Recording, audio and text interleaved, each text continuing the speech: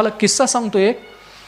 Sir 11व्या सीझनमध्ये कोण बनेगा करोडपतीमध्ये एका माणसानं 2009ला बहुतेक 2009ला बिहारच्या सुशील कुमार नावाच्या माणसाला 5 कोटी रुपये मिळाले होते. आठवते तुम्हाला? 5 कोटी रुपये मिळालेले होते. 5 कोटी रुपये मिळालेले होते आणि त्या सुशील कुमारला ते 5 कोटी राखता आले नाहीत. कोण बनेगा करोडपतीच्या 5 कोटीचा सुशील कुमार सगळे पैसे जाऊन व्यसनाधीन बनला. आणि आत्ता एक कोण बनेगा करोडपतीचा एक कार्यक्रम झाला. त्या कार्यक्रमामध्ये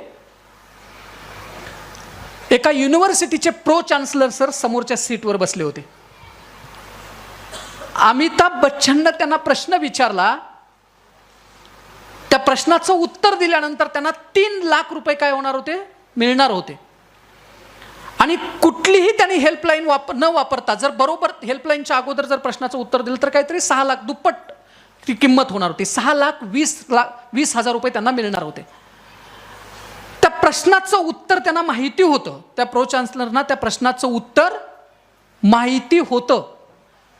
त्यांनी त्या प्रश्नाचं उत्तर दिलं. 6,20,000 रुपये त्यांनी जिंकले. सगळ्या हेल्पलाईन जिवंत होत्या.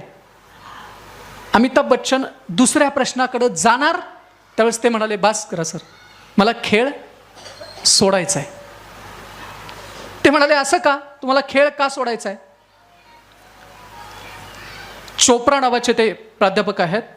त्यांचं नाव मला वाटतं निरंजन असं काहीतरी आहे, मला आठवत नाही सध्या. आणि ते म्हणाले, असं का? तुम्ही तुमच्या हेल्पलाईन सगळ्या जिवंत आहेत.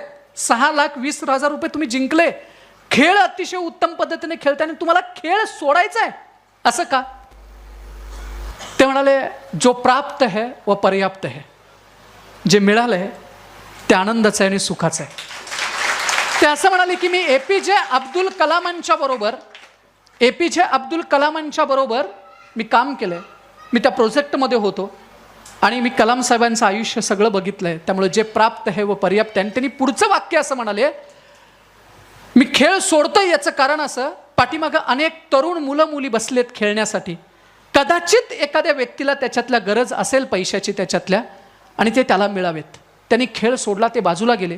पुढचा अमिताभ बच्चननी खेळ सुरू केला आणि प्रश्न विचारला, दादांनो, हॉट सीटवर जी मुलगी आली ना, ती मुलगी वडिलांनी आईला मुलगा झाला नाही म्हणून घरातनं बाहेर काढलेली मुलगी, आश्रमात राहणारी मुलगी खेळायला सीटवर आली. खरं सांगू, जो प्राप्त है व पर्याप्त है.